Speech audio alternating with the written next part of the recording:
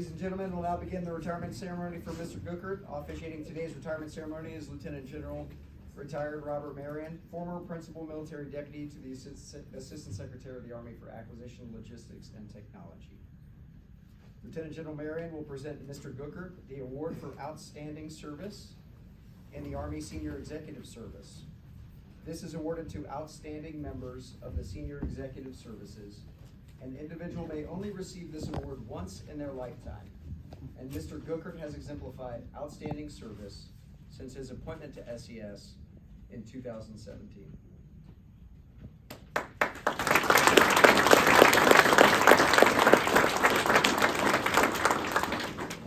Lieutenant General Marion will now present Mr. Guckert a certificate of appreciation. The certificate reads, "On the occasion of your retirement, I wish to extend my personal thanks and the appreciation of your service you have given our. I share your pride in the contributions you have made to the Army, and I trust that you will maintain an active interest in the Army and its objectives during your retirement. Take with you my best wishes for happiness and success in the years that lie ahead." Signed, Douglas R. Bush, Assistant Secretary of the Army, Acquisition, Logistics, and Technology.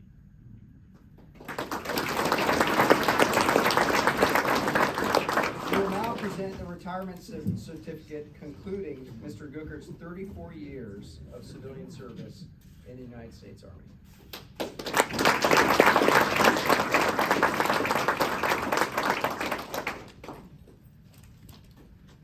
Now we will hand Mr. Guckert many PEO EIS internal gifts. Throughout his career, Mr. Ross R. Guckert has supported the United States Army as a civil servant.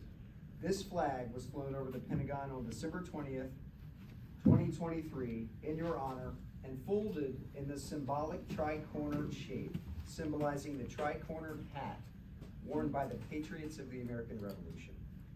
This flag is presented to Mr. Guckert for your superb leadership, mentorship, and counsel. Your leadership has been instrumental.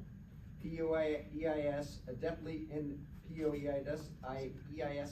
accomplishing the most difficult missions. You have demonstrated unparalleled professionalism and leadership in managing a globally dispersed workforce. Your actions are in keeping with the finest traditions of the military and reflect great credit upon yourself, PEO-EIS, and the United States Army. Thank you, and we will miss you greatly.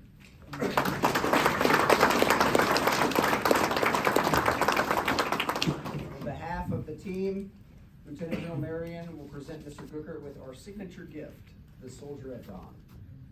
This is presented to professionals who have made significant contributions to the PEO. This picture reminds us that the soldier is at the centerpiece of everything we do, and that everything that we do in EIS impacts every soldier every day.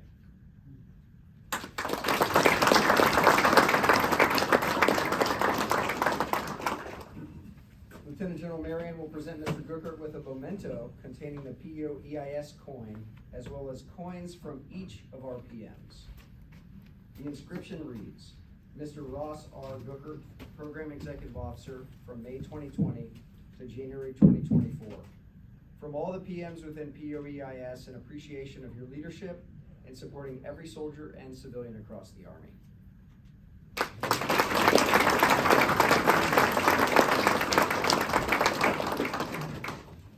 It is now my honor to welcome Lieutenant General Marion, Principal Military Deputy to the Assistant Secretary of the Army for Acquisition, Logistics, and Technology.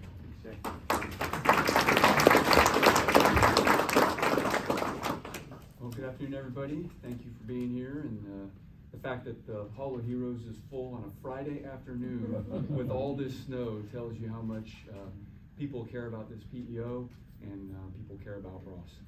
So thanks for being here, and to Mr. Bush, sir, thank you for being here, and to the acquisition royalty that you described, to all of our mentors, and in Mr. Fahey's case, our tormentor. Thank you for being here.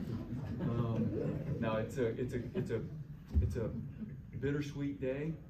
It's great that we get to welcome a new leader, Bill. When I heard that you were taking this job, I was grateful and thrilled, because what we need in our acquisition corps and our Army is for our best leaders to step up and take our hardest jobs. And so when you agreed to do this, I thought we will continue to move the ball down the field and continue to do well. So thank you, and thank your family. I thank your family for picking up this mantle of leadership and continuing to move forward. So thank you all.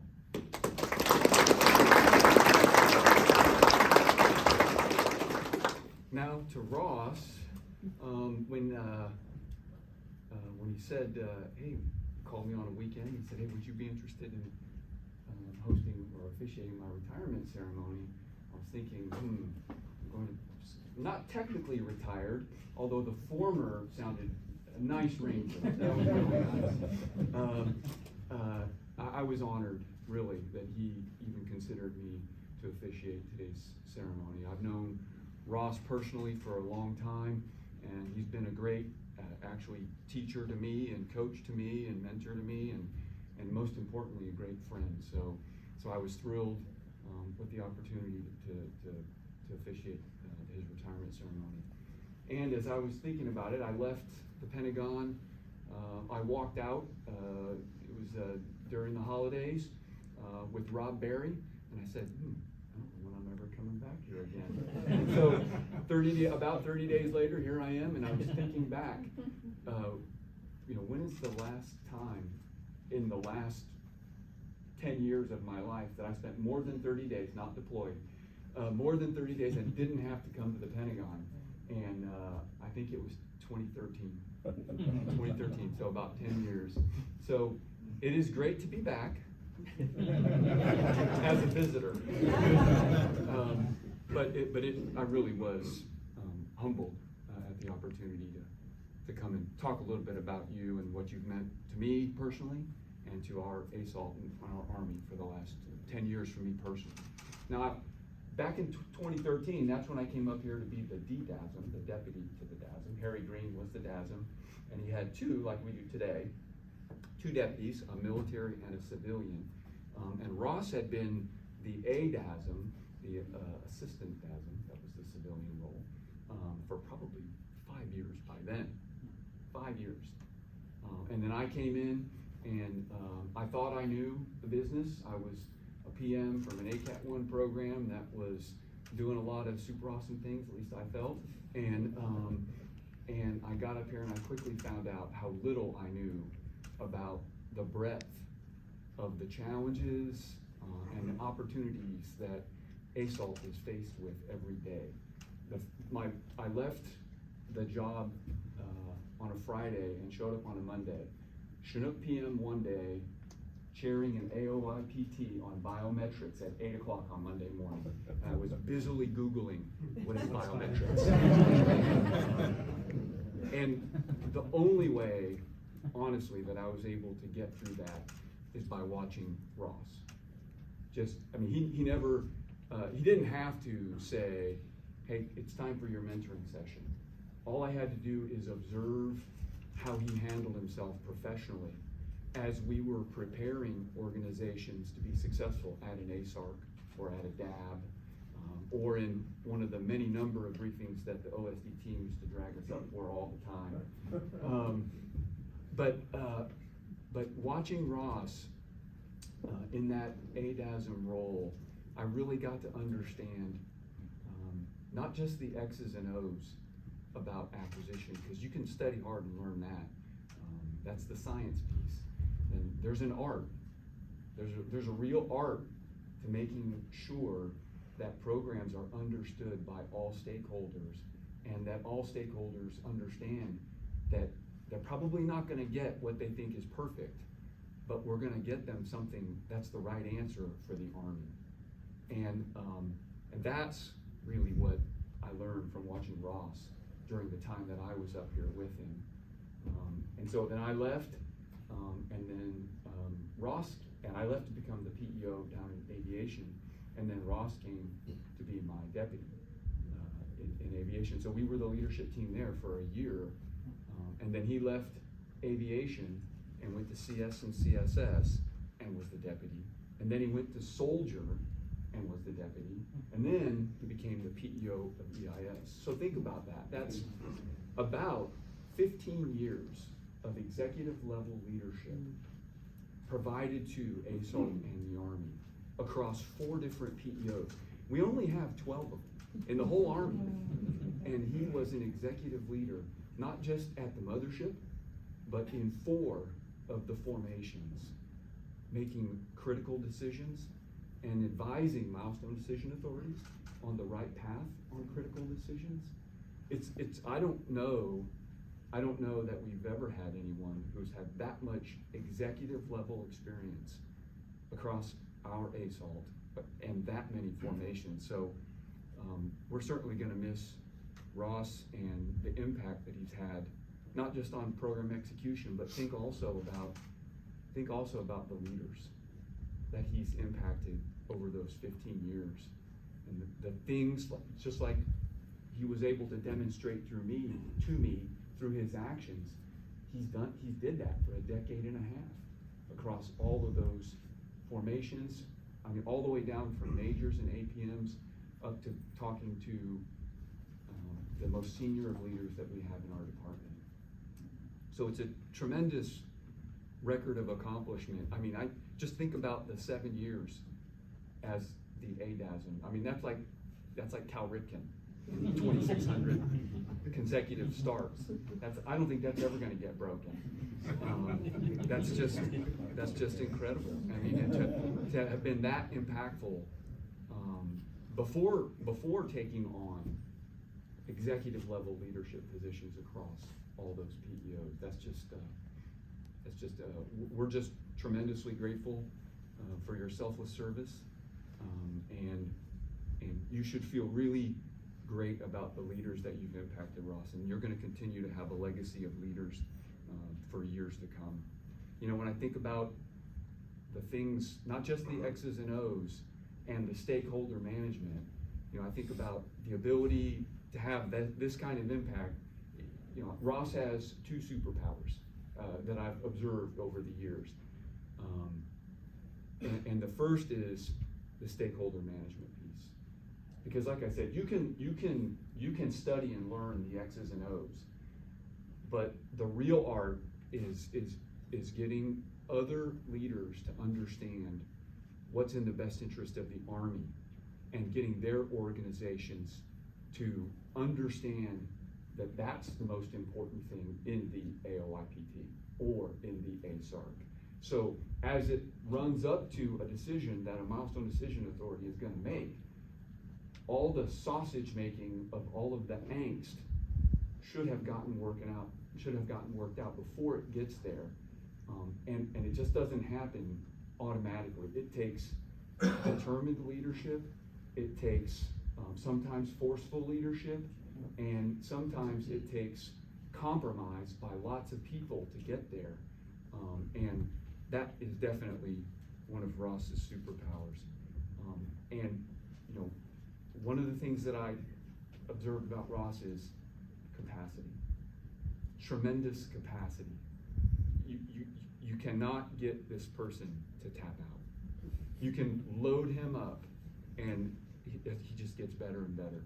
And I saw that a lot. And I saw that specifically when he was a deputy PEO and I was the PEO in aviation, and we had so many things going on.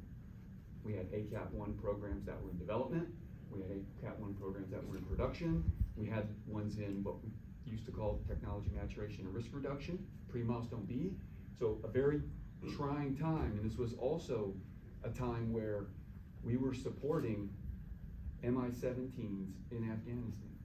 And it was a very, very difficult time.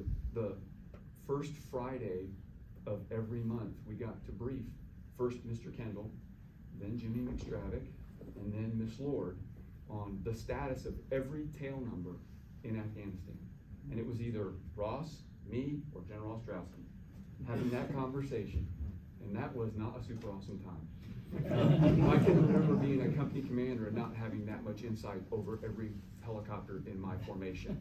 But we had to know the maintenance status of every aircraft. And unfortunately for me, there were times I couldn't make that meeting, so Ross had to do it, and he always did it 10 times better than I ever could have. And those were difficult times, but you got to see the measure of a leader in those difficult times. And so capacity, number one superpower, but number two superpower is no matter how busy we were, Ross never wavered on his commitment to his fitness, his faith, and his family. And I can remember being up here. It would be sometimes late and sometimes on the weekends, and we'd be in the building doing stuff, and he'd throw on us stuff and head to the gym. And I've come to realize over time that when you're younger, that fitness piece is about physical fitness, and when you get a little more experience, that fitness piece is about mental fitness. So you're down there on the treadmill or lifting weights or on Peloton or on the rower or whatever it is, because it's mental fitness. And he never wavered on that, and still today, still committed to mental and physical fitness as a way to relieve the stress of the challenge of the job. And then his faith. Those of you that know him knows that he takes his own personal time to go help others that are less fortunate, building schools or churches and going on mission trips, and just an incredibly giving person. And then his family, I was telling the kids that I can remember having conversations about them when they were 10 years ago, so teenagers, and now I think this is the first time we've actually met. But I've heard all kinds of stories. I know the stories. No, but he's tremendously proud of them both, and proud of the whole family. And we talked a lot about Pittsburgh, and my wife's from Pittsburgh, so we have that tie-in. But just no matter how much we tried to load him up, I mean that superpower of not forgetting about his fitness, his faith, and his family, to me was inspiring. And it was one of the things that that's a mentoring kind of thing. It's like how do you maintain resilience as a leader, and it's by recharging in some way. And that was a really, really great testament to you as a person and as a leader. And I got to see it in action, and I appreciate it, Ross. And the last thing I'll say is, when I assess leaders in an organization, I always talk about two things, right? Do you meet your commitments, and are you a great teammate? And I don't think any of us have ever seen a better teammate than Ross. When you think about what makes great teammates, it's a collaborator with your peers so that you can solve problems at the level that's appropriate, and it's being transparent to your leadership so that so you don't surprise them, number one, and number two, you get guidance and steerage before it becomes an emergency. And I'll tell you, again, I don't know that we've seen a better example of a great teammate than Ross. So again, when Ross asked me to officiate the ceremony, I was flattered, and I appreciate the opportunity to say a few things. And now he's going to go off and do something super awesome, I'm sure. And I really, really hope that whatever super awesome things you do, that the Army continues to benefit from your leadership in some way. So I look forward to continuing our friendship, and I look forward to seeing whatever comes next for you and your family, Ross. So congratulations.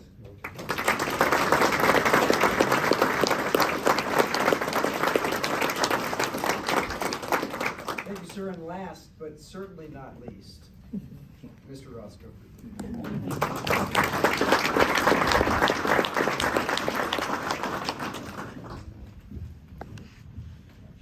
Apologize for all those acronyms for our visitors, non-Army. But if you'll indulge me, I just really wanted to say thanks to a lot of folks here. And thanks for everybody that made it.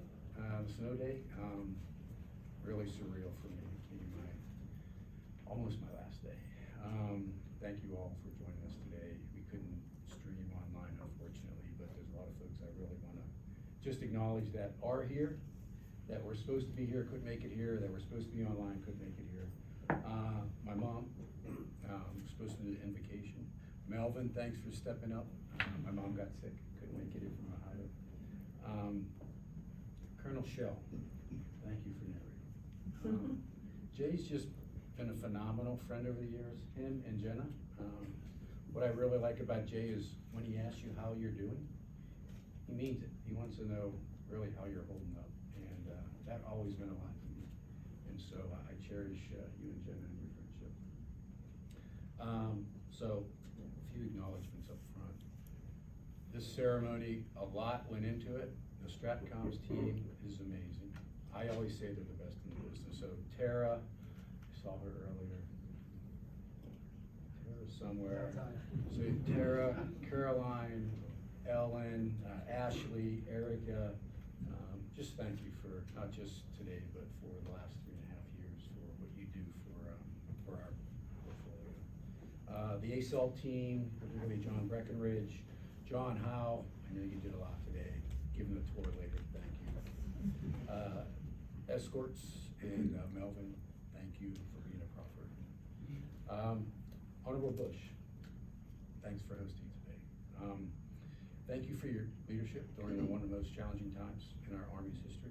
You stepped up with honor and courage and delivered on behalf of our nation. Thank you. Honorable Camarillo, sir, last summer we picked the hottest day for you during the summer ball. So we tried to get the coldest day today. We got really close. But so you were the right leader and the change agent for our digital transformation in the Army. And I really want to thank you for what you've done for our Army, what you've done for me as a leader, and I will always cherish the years we worked together. So thank you. General Marion, sir, thanks for officiating and the kind words. I always thought of you when I heard the Arnold Schwarzenegger quote, which is, if you're getting 6 hours of sleep and you think you need 8, sleep faster. that is something he would say. I really appreciate your friendship, mentorship over the years. Your steady leadership, very steady. And you, when I left the building to go to aviation, I know you were behind that, and that really set the tone for the rest of my career. We were blessed to have you at the helm at ASALT. Particularly, not a lot of people know it, but he was the MILDEP, but he was acting ASALT, acting PDEP, all 3 roles at once. And I don't think a lot of people noticed it because he did such a great job. And so that was before Honorable Bush came on board. He was acting in his position. We have a 3-star principal deputy. He was acting in his position, and then a 3-star general. He did all those jobs at once. Just a phenomenal job, and just a testament to your capacity in leadership. So, thanks for your service. And I'm glad you get to retire kind of with me and join the ranks. I'll go first. He officially is in March, but thanks for your service.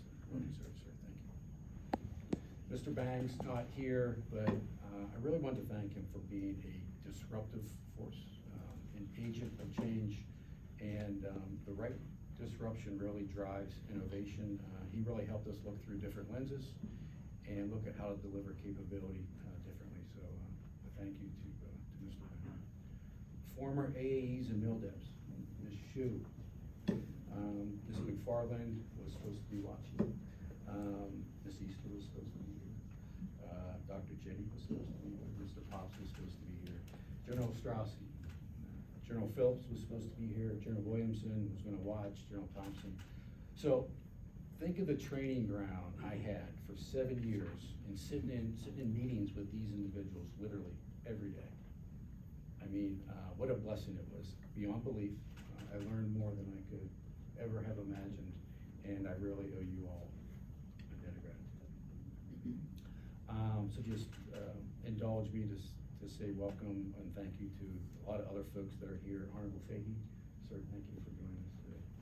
Lieutenant General Collins, Sergeant Poliat, I saw him earlier. General Barry was going to try to make it up from high school. I don't think he made it. General Morrison, General Stitt, Mr. Garcia, Mr. Swan, Mr. Thurston, Mr. Moore, Mr. Norsworthy had to leave. Mike Ramsey, Adam Nucci, Steve Loftus, Dr. Ross, General Beeler, former PEOs and deputy PEOs at EIS. So Sheree Smith, she's in India. couldn't make it today. Sends her regards, but my work wife, a great friend, and she had this note on my desk the first day I took this job. Ross, hope you have a great first day, love Sheree. Kept that in my desk till today. Always helped me get through a lot of tough days. She taught us that loss is great, but God is greater. Gary Winkler, Doug Wiltsey, Pat Bird, and Terry Watson, Brendan Berg, Lee Harvey, impressive, very impressive EIS alumni, thank you. The Dasses at ASALT, Margaret, Tim, Jen couldn't make it today, Meg couldn't make it, Pat, Kirsten, Chris.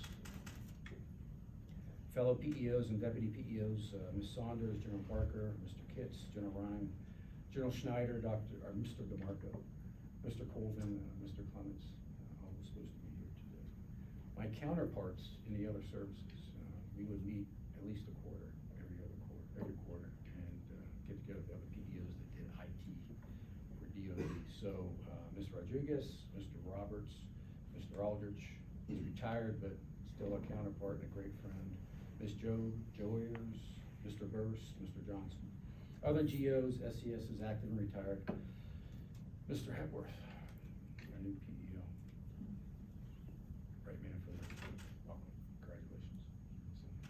Rest of the ASALT family, our 06 level PMs at EIS, RJ is here.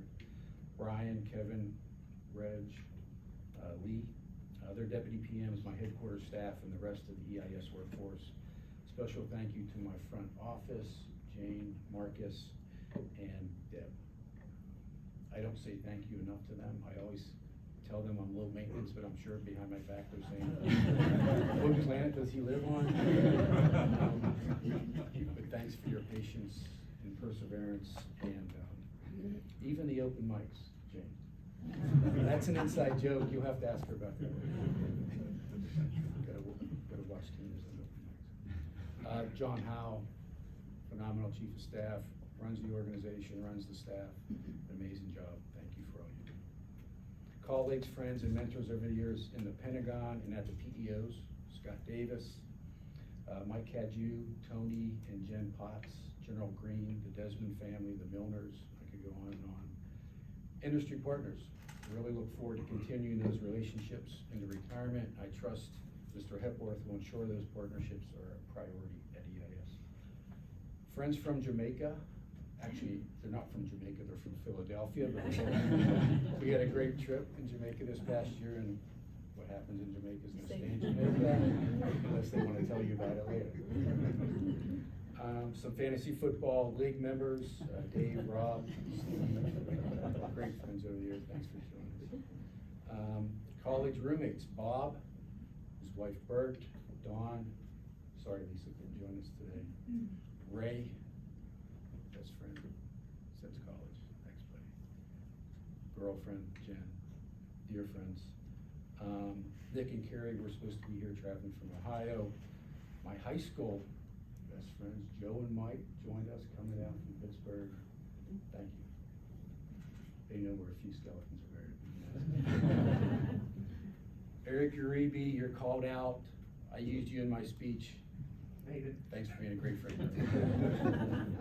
Mary, thank you, and Aiden for joining us today. You've enriched my life. You brought me a lot of laughter, and thank you for letting me be a part of yours.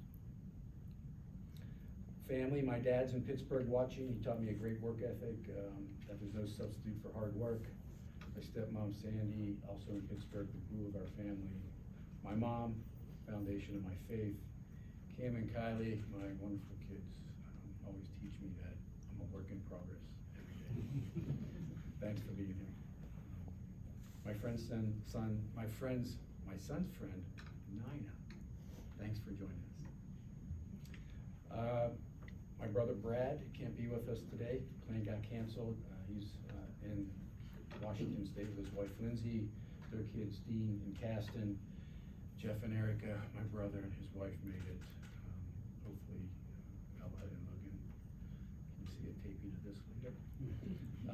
My three brothers, the three of us are just closer than any brothers ever are, so thank you. My Uncle Frank and Esther flew in from Tampa. Their plane wasn't canceled. last but not least, the man upstairs. Not Lloyd Austin. He might literally be upstairs, maybe not. But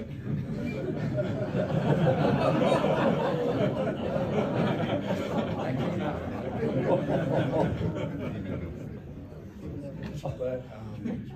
But our good Father, with all glory and honor to Him, without my faith, I wouldn't be anywhere near the man I am today. I humbly recognize that everything is a gift from Him.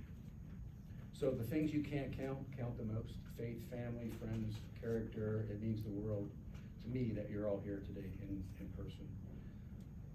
All right, I'm halfway done. But thank you for indulging. So it was 1989. George H.W. Bush was sworn in as president.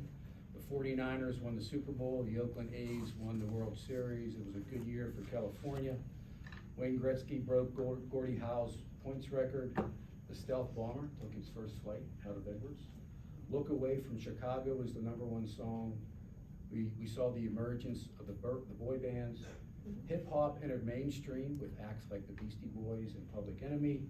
The first Batman film was released. The World Wide Web was invented, soon to be followed by the internet by Al Gore. We saw the fall of the Berlin Wall. And at U2's final concert in Dublin in 1989, Bono said they were going to go away and dream it all up again. And on June 5th, 1989, I entered federal civilian service. So I didn't always go looking for an next job. They seemed to kind of find me. Usually someone saw something in me that I didn't see in myself. It was always about the right place, the right time, the right people. And for instance, there was an executive assistant that worked at PEO Soldier that I worked with in the past. She told General Moran, who was the first PEO at Soldier, to interview me.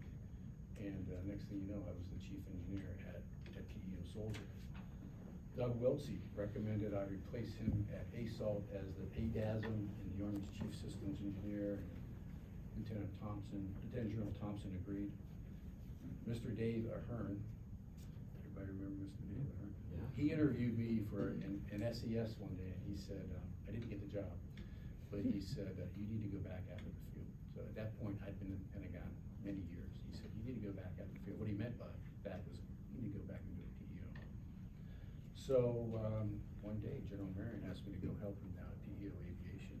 She agreed, and I went back into the field. Scott Davis probably had something to do with me going up being the deputy at CS and CSS. And when there was an opening at PEO Soldier, General Ostrowski and General Potts probably had something to do with me going down there. And then Dr. Jetty and Mr. White thought I could help out at PEO EIS. So right place, right people, right time. So in my promotion ceremony for this job in May of 2020, I made these remarks. During the Olympics, there was a marksman that had the gold medal, all that wrapped up. All he had to do was hit the target, really anywhere in the target. So he got a bullseye, but he didn't get the gold medal. He was aiming at the wrong target. So I went on to say, let's make sure as a team we're aiming at the right targets. We're maintaining a culture of dignity and respect along the way. We set the example for others. Take a few paths less traveled. Be a learning organization and enjoy the journey. So I said that in May of 2020, and I'm not prophetic, but this workforce at EIS seemed to make all those things come true. Dignity and respect, the best command climate I've seen put into motion by Cherie and Brendan. Lead by example, path less traveled, learning organization. Our agile transformation was a risky endeavor by far, but we organized, upscaled, and learned to deliver at speed, and turned out to be a model to follow. Can't tell you how much I really enjoyed this journey and the fruits of our labor and the family atmosphere that we established. I wouldn't trade this leadership team or this workforce for anything. We've grown to trust each other, rely on each other, and truly operate as a family. That being said, every organization is perfectly designed to give the results it's getting. It was a watershed moment for me when I realized the power of the Agile framework and the shortcomings of Waterfall, and realized we needed to do a transformation at PEO EIS. And I was at a disadvantage. I lost my inner circle of leadership over that first year. I lost the deputy PEO, the chief of staff, my highly qualified expert, one of the best IT PMs in the Army to Operation Warp Speed, who literally went on to save the world. But it also presented an opportunity to transform and to bring an entirely new leadership team on board. So with loss, there's opportunity. We brought on Bill Hepworth, Mike Chappell, Rob Shady, John Howe, elevated Eric Sherwood's role, got RJ back. Some other amazing PMs joined us, like Lee, Rob, Brian, Kevin, Jay, Mark, Bob, Serge, Reg. So with this leadership team, this workforce, and the vision from ASALT and the Army, we were unstoppable. The team took it and ran with it and led us to where we're at today. Many success stories in continuing the journey to be a world-class IT organization. So to the workforce, you're the men and the men and the women in the arena. There's a lot of spectators, a lot of critics out there, but you're the ones fighting the battles day in and day out. Don't ever forget that.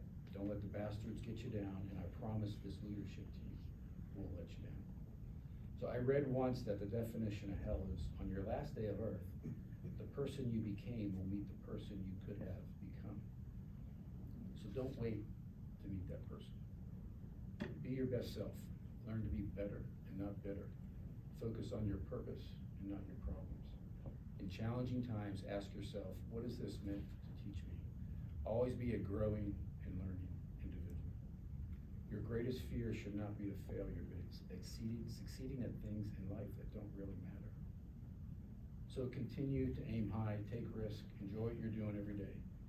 Make it about the soldier, recognize, reward, give thanks where it's due, understand your purpose, and win a few gold medals along the way. So it's a good way to land this plane. I thought I'd use that for our aviator here. After 34 years, we had a summer ball this past summer, and my mom brought her friend Melinda, and it was her real exposure to a military tradition, a military event, or just really the military in general. And she wrote me a card afterwards, and she gave me permission to read an excerpt from it. Crying in acquisition.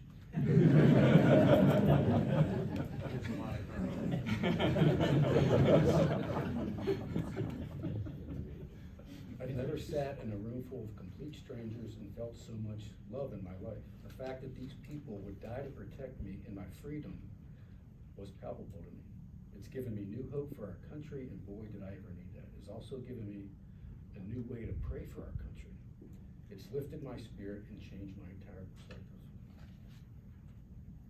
So you are influencing people, whether you know it or not. There's a stronger force at play making sure the country appreciates what you're doing. And Melinda really captured what I felt for the last 34 years. This loyalty, dedication to service, respect for what our collective Army, this institution, does every day. Soldiers, civilians, industry, their families. To be a small part of that is humbling and immensely rewarding. So now I have to go on and dream it all up again. This next phase makes me anxious and nervous at the same time, but I know wherever I land, I'll still be serving our country, working hard to do my part to make our Army and DoD the most premier fighting force in the history of the world. And the Army has to dream it all up again too. Think how many times they've done that. Cold War, Desert Shield, Desert Storm, Operation Enduring Freedom, the global war on terror, and now the aggression from Russia and China. Our Army has always had to adapt to the changing landscape and evolving enemy. And I've always been impressed how we've done that over the decades. Each time the threat and mission changed, the Army adapted accordingly. Now it's digital transformation, data centricity, cloud-enabled, and cyber resiliency. I'm confident we have the right leaders in our profession at the right time, leading the way. Like Bono also said, America's not just a country, it's an idea. And the service that's instilled in us all is that us fighting for that idea we believe in. However we want to define it, we can. But it's what brings us together to make us the greatest nation the world has seen and continues to be. I'm humbled and grateful to God and our Army for this blessed career, this profession that we're all part of. At church this past week, the pastor posed a few questions for us to reflect on, and one of them was, who has left their fingerprints on your soul? And I want you all to know, you have left your fingerprints on my soul. thanks to everybody who made me the man I am today and the man I still aspire to be. Thank you, and God bless.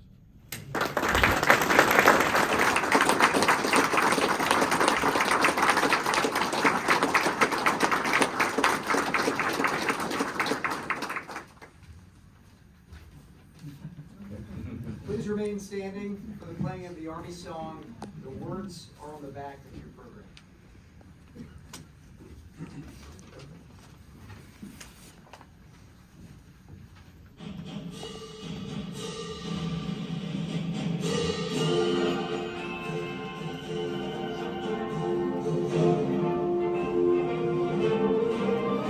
March along, sing a song, we're the army of the free. Count the brave, count the true, who have fought to victory. We're the army and proud of our name. We're the army and proudly proclaim. First to fight for the right and to build the nation's might. And the army goes rolling along. Proud of all we have done, fighting till the battle's won. And the army goes rolling along. And it's high, high, hey, the army's on its way. Count off their kings loud and strong. For wherever we go, you will always know that the army goes rolling along. In today's ceremony, there will be a receiving line that will form in the front of the room and refreshments in the back. So if you please remain standing while Mr. Hepworth and Mr. Guckert please